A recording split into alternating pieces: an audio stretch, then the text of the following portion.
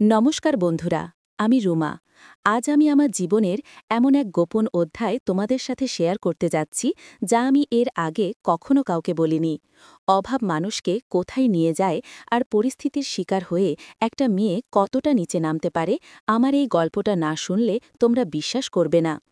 গল্পটা শুরু করার আগে তোমাদের কাছে একটা অনুরোধ, যারা এখনও আমাদের এই চ্যানেলটি সাবস্ক্রাইব করনি তারা দয়া করে সাবস্ক্রাইব করে পাশে থাকা বেল আইকনটি বাজিয়ে দাও, যেন আমার মতো আরও গোপন জীবনের গল্প তোমরা শুনতে পারো।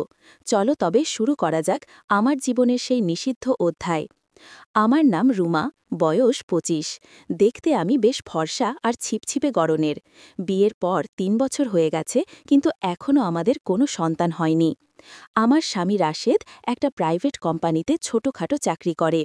খুব যে সুখে ছিলাম তা বলবো না, তবে ডাল ভাত খেয়ে দিন কেটে যাচ্ছিল। কিন্তু বিপদ তো আর বলে আসে না। হঠাৎ রাশেদের অফিসের একটা বড় ঝামেলা হলো এবং ওর চাকরিটা চলে গেল। জমানো টাকা বলতে যা ছিল তা দিয়ে ২ মাসও চলল না। বাড়ি ভাড়া, সংসার খরচ আর রাশেদের অসুস্থ বাবা মায়ের ওষুধের খরচ সব মিলিয়ে আমরা যেন সাগরে পড়লাম। আমরা যে ফ্ল্যাটটায় থাকতাম তার মালিক ছিলেন জামিল সাহিব। বয়স ৫৫-র কোঠায় হবে, কিন্তু শরীরটা বেশ শক্তপোক্ত। মাথার চুল পেকে সাদা হয়ে গেলেও চেহারায় একটা আভিজাত্য ভাব ছিল। ওনার স্ত্রী গত হয়েছেন বছর ৫ আগে, ছেলে মেয়েরা সব বিদেশে থাকে। তিনি একাই এই ৩ তলা বাড়ির নিচতলায় থাকেন। আমরা থাকতাম দোতলায়। রাশেদের চাকরি চলে যাওয়ার পর ২ মাসের ভাড়া বাকি পড়ে গেল। জামিল আঙ্কেল প্রথমে কিছু না বললেও ৩ মাসের মাথায় তিনি ভাড়ার জন্য চাপ দিতে শুরু করলেন। রাশেদ লজ্জায় তার সামনে যেতেই পারছিল না। একদিন সকালে রাশেদ চাকরির খোঁজে বের হওয়ার পর জামিল আঙ্কেল আমাদের ফ্ল্যাটে নক করলেন। আমি দরজা খুলতেই তিনি গম্ভীর মুখে বললেন, রুমামা, রাশেদ কি বাসায় আছে? আমি ওড়নাটা ঠিক করে বললাম, না আঙ্কেল, ও তো সকালে বের হয়েছে, কিছু বলবেন? উনি আমার দিকে একটু আড়চোখে তাকিয়ে বললেন, ভাড়াটা তো অনেক দিন আটকে আছে মা, এভাবে তো আর চালানো সম্ভব না। তোমরা কি বাসাটা ছেড়ে দিবে? আমার তো টাকার দরকার। উনার কথার ধরনে আমি খুব ভয় পেয়ে গেলাম। এই মুহূর্তে বাসা বদলানোর মতো টাকাও আমাদের হাতে নেই। আমি মিনতি করে বললাম, আঙ্কেল, আর কয়েকটা দিন সময় দিন, রাশেদ একটা ব্যবস্থা করছে, প্লিজ আমাদের নামিয়ে দেবেন না। জামিল সাহেব আমার মুখের দিকে তাকিয়ে রইলেন। উনার দৃষ্টিটা তখন কেমন যেন ঘোলাটে মনে হল। তিনি আমার দরজার চৌকাঠ পার হয়ে একটু ভেতরে ঢুকলেন। তারপর নিচু গলায় বললেন, দেখো রুমা, আমি তো তোমাদের বিপদ বুঝি। রাশেদ ছেলেটা ভালো, কিন্তু টাকা ছাড়া তো দুনিয়া চলে না। তবে আমি উন্মুখ হয়ে বললাম, তবে কি আঙ্কেল? তিনি আমার কাঁধে আলতো করে হাত রাখলেন। উনার হাতের স্পর্শে আমি একটু কেঁপে উঠলাম, কিন্তু কিছু বললাম না। তিনি বললেন, তুমি যদি চাও আমি ভাড়ার ব্যাপারটা কনসিডার করতে পারি, এমনকি রাশেদের নতুন চাকরির ব্যবস্থাও করে দিতে পারি। আমার এক বন্ধুর অফিসে লোক লাগবে। আমার মনে হলো হাতে চাঁদ পেলাম। আমি আবেগে ওনার হাতটা ধরে বললাম, সত্যি আঙ্কেল, আপনি এই উপকারটা করলে আমরা সারা জীবন ঋণী থাকব। জামিল আঙ্কেল আমার হাতটা ছাড়লেন না, বরং তার খসখসে হাতে আমার নরম হাতটা আলতো করে ডলতে লাগলেন। তার চোখের চাউনিটা এবার পাল্টে গেল। তিনি মুচকি হেসে বললেন, ঋণী থাকার দরকার নেই মা, শুধু আমার একাকিত্বটা যদি একটু কমিয়ে দিতে পারো তাহলেই হবে। আজ দুপুরে আমি বাসায় একা, রান্না করার লোকও আসবে না। তুমি কি একটু নিচে এসে আমাকে রান্না করে খাওয়াতে পারবে? আর একটু গল্পগুজব করলাম। ওনার কথার ইঙ্গিতটা আমি তখনও পুরোপুরি বুঝিনি, অথবা বুঝেও না বোঝার ভান করলাম। অভাবের তাড়নায় আমি রাজি হয়ে গেলাম। ভাবলাম শুধু রান্নাই তো। দুপুরে রাশেদ ফেরার আগেই আমি নিচে গেলাম। জামেল আঙ্কেল দরজা খুলে দিলেন। তিনি তখন একটা পাতলা ফতুয়া আর লুঙ্গি পরেছিলেন। আমাকে দেখে এক গ্লাস পানি এগিয়ে দিয়ে বললেন, এসো মা, বসো, গরম যা পড়েছে। ঘরটা বেশ ঠান্ডা, এসি চলছে। আমি সোফায় বসলাম। তিনি আমার পাশে একটু ঘনিষ্ঠ হয়ে বসলেন। আমার বুকের ভেতরটা ধক করে উঠল। তিনি রিমোট দিয়ে টিভিটা অন করলেন, কিন্তু তার চোখ ছিল আমার দিকে। রুমা, তুমি দেখতে খুব সুন্দর, রাশেদ হয়তো তোমাকে সেভাবে যত্ন করতে পারে না, তিনি ফিসফিস করে বললেন। আমি লজ্জা আর ভয়ে মাথা নিচু করে বললাম, কি যে বলেন আঙ্কেল? তিনি হঠাৎ আমার হাতটা নিজের হাতের মুঠোয় নিলেন। তারপর আমার কানের কাছে মুখ এনে বললেন, টাকার চিন্তা করো না, আমি তোমাকে মাসে মাসে হাত খরচ দেব, ভাড়াও লাগবে না, শুধু তুমি মাঝে মাঝে দুপুরে আমাকে একটু সময় দিও। এই কথাটা শোনার পর আমার আর বুঝতে বাকি রইল না তিনি কি চাইছেন। আমি হাতটা ছাড়িয়ে নিতে চাইলাম, বললাম, আঙ্কেল আমি ওপরে যাই, রান্নাটা। তিনি আমাকে উঠতে দিলেন না, আমার কোমরে হাত দিয়ে বসিয়ে রাখলেন। তার হাতের স্পর্শে আমার শরীরে যেন বিদ্যুৎ খেলে গেল। তিনি বললেন, রান্না পরে হবে, আগে আমার মনের ক্ষুধা মেটাও। পরিস্থিতিটা এমন ছিল যে আমি চিৎকার করতে পারছিলাম না, আবার তাকে আটকাতেও পারছিলাম না। টাকার লোভ আর উনার এই হঠাৎ আক্রমণে আমি কেমন যেন অবশ হয়ে গেলাম। তিনি আমার চিবুক ধরে মুখটা উঁচিয়ে ধরলেন।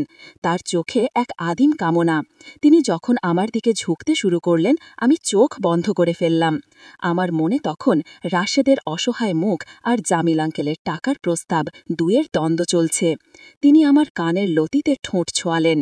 ওনার গরম নিঃশ্বাস আমার ঘাড়ে লাগতেই আমার শরীরের লোম খাড়া হয়ে গেল। একটা বয়স্ক মানুষের শরীরে যে এত তেজ থাকতে পারে তা আমার জানা ছিল না। তিনি আমার ঘাড় থেকে ওড়নাটা সরিয়ে দিলেন। আমি বাধা দেওয়ার চেষ্টা করে বললাম, আঙ্কেল প্লিজ এসব করবেন না, পাপ হবে। তিনি হাসলেন, খুব কুৎসিত একটা হাসি, বললেন, পাপ পুণ্যের হিসাব পরে হবে রুমা, এখন শুধু সুখ নাও আর সুখ দাও, বিনিময়ে তোমার সব অভাব আমি মিটিয়ে দেব। এই বলে তিনি আমাকে তার বুকের সাথে চাপটে ধরলেন। ওনার শক্ত শরীরের সাথে আমার নরম শরীরটা পিষে যাচ্ছিল। আমি অনুভব করলাম আমার নিজের শরীরের ভেতরও একটা অদ্ভুত উত্তেজনা দানা বাঁধছে। দীর্ঘদিনের অভাব আর স্বামীর সাথে মানসিক দূরত্বের কারণে আমিও হয়তো এমন কিছু একটার অপেক্ষায় ছিলাম অবচেতন মনে। তিনি আমার ব্লাউজের ওপর দিয়েই হাত বুলিয়ে যাচ্ছিলেন। ওনার হাতের স্পর্শে আমার শিরোদাঁড়া বেয়ে একটা স্রোত নেমে গেল। আমি নিজের ওপর নিয়ন্ত্রণ হারাতে শুরু করলাম। তিনি যখন আমার ঠোঁটে তার ঠোঁট ডুবিয়ে দিলেন, আমি আর তাকে বাধা দিতে পারলাম না। আমার হাত দুটো অজান্তেই তার গলার কাছে চলে গেল। জামিল আঙ্কেল আমাকে পাজাকোলা করে বেডরুমে নিয়ে গেলেন। বিছানায় শোয়ানোর পর তিনি আমার দিকে এমনভাবে তাকালেন যেন কোনো শিকারী তার শিকারকে দেখছে। তিনি আমার শাড়ির ভাঁজগুলো খুলতে খুলতে বললেন, তোমার এই শরীরটা রাজার ভোগে লাগার মতো, রাশেদ এর কদর বুঝবে না।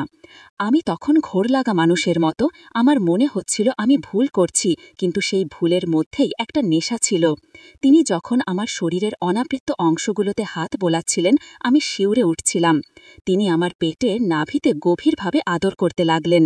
ওনার অভিজ্ঞ ছোঁয়ায় আমার শরীর ধনুকের মতো বেঁকে যাচ্ছিল। এক পর্যায়ে তিনি আমার ওপর ঝুঁকে এলেন। তার লোমশ বুকটা আমার স্পর্শকাতর জায়গায় ঘষা খাচ্ছিল। আমি উত্তেজনায় তার পিঠ খামচে ধরলাম। তিনি ফিসফিস করে বললেন, কেমন লাগছে রুমা? আমি কোনো উত্তর দিতে পারলাম না, শুধু ঘন ঘন নিঃশ্বাস ফেলছিলাম। তিনি আমাকে আদরে আদরে ভরিয়ে দিলেন। সেই দুপুরে আমি নিজেকে সঁপে দিলাম জামিল আঙ্কেলের কাছে। টাকার প্রয়োজনে শুরু হলেও সেই মুহূর্তে শরীরী খেলায় আমি হার মেনেছিলাম। সেদিন বিকেলে যখন ওপরে ফিরলাম, আমার হাতে ছিল 10,000 টাকার একটা বান্ডেল। জামিল আঙ্কেল বলেছিলেন এটা শুধুই উপহার। রাশেদ ফিরে এসে যখন দেখল আমি বিমর্ষ হয়ে বসে আছি, সে ভাবল আমি ভাড়ার চিন্তায় এমন করছি। আমি তাকে কিছুই বলতে পারলাম না। এরপর থেকে এটা একটা নিয়ম হয়ে গেল। রাশেদ বেরোলেই জামিল আঙ্কেল আমাকে কল করতেন। কখনো টাকার লোভ দেখিয়ে, কখনো বা ইমোশনাল কথা বলে, আমার তো কেউ নেই রুমা, তুমি না দেখলে কে দেখবে, তিনি আমাকে নিচে ডেকে নিতেন। আমিও ধীরে ধীরে এই নিষিদ্ধ সম্পর্কে জড়িয়ে পড়লাম। সমাজের চোখে আমি একজন ভদ্র গৃহবধূ, কিন্তু আমি জানি আমি আসলে কি। প্রতিবার যখন তার সাথে মিলিত হতাম, আমার মনে হতো আমি পাপ করছি, কিন্তু মাস শেষে যখন ভাড়ার টাকাটা লাগত না আর হাতে বাড়তি টাকা আসত, তখন সেই পাপবোধটা কমে যেত। জামিল আঙ্কেল আমাকে খুব ভালো করেই ব্যবহার করতে জানতেন। তিনি জানতেন কোথায় স্পর্শ করলে আমি গলে যাব। একদিন তিনি আমাকে বললেন, রুমা চলো আমরা কয়েকদিনের জন্য ঢাকার বাইরে কোথাও ঘুরে আসি, রাশেদকে বলো বাপের বাড়ি যাচ্ছ। আমি চমকে গিয়েছিলাম, এটা অনেক বড় রিস্ক, কিন্তু তিনি আমাকে নতুন গহনার লোভ দেখালেন। আমি না করতে পারলাম না। টাকার লোভ আর শরীরের নেশা, এই দুয়ের জালে আমি আজ এমনভাবে ফেসে গেছি যে বের হওয়ার কোনো রাস্তা দেখছি না। গল্পটা এখানেই শেষ করছি। জানি না আমার ভবিষ্যৎ কি, কিন্তু বর্তমানের এই চোরাবালি থেকে আমি আর উঠতে পারছি না।